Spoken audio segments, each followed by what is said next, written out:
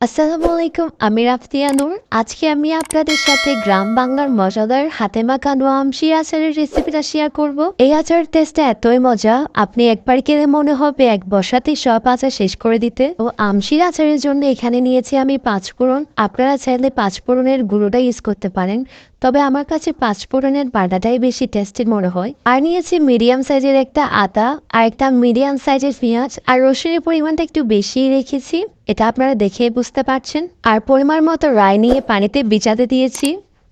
এখন আমি একে একে সবগুলোকে বেটে নিব। প্রথমে 5 ফোড়নগুলোকে বেটে নিব। আপনারা চাইলে এগুলোকে ব্লেন্ডার করে নিতে পারেন, তবে হাতে বাটায় মানেই আলাদা মজা। আমার 5 ফোড়ন বাটা শেষ, এখন আমি রাইগুলোকে বেটে নিব। আচ্ছা, আমশি গাছের কার কার ভালো লাগে? যাদের ভালো লাগে তারা অবশ্যই কমেন্টে জানাবেন। আমি চাইলেও এগুলো কষ্ট করে না পেটে ব্লেন্ডারে ব্লেন্ড করে ফেলতে পারতাম, বাট কথাই আছে না, কষ্ট না করলে কেষ্ট মানে না।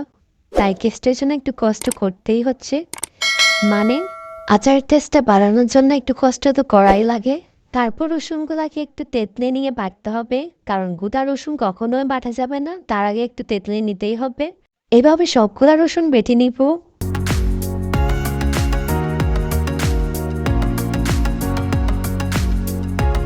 তারপর আদাটাকে সেমভাবে একটু তেঁতলে নিয়ে বাটতে হবে।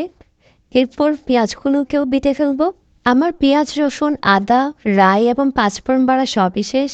তারপর 2 টেবিল চামচ মশলার গুঁড়া দিয়ে দিব। আমি কিন্তু আমগুলোকে আমের সিজনে আমসি করে ফ্রিজে সংরক্ষণ করে রেখেছিলাম।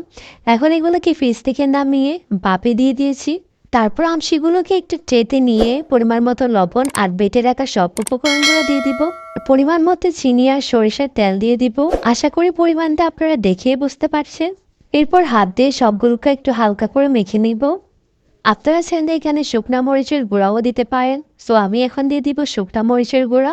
আপনারা চাইলে আবার এটাকে স্কিপও করতে পারেন। তারপর হাত দিয়ে ভালো করে মেখে নিতে হবে।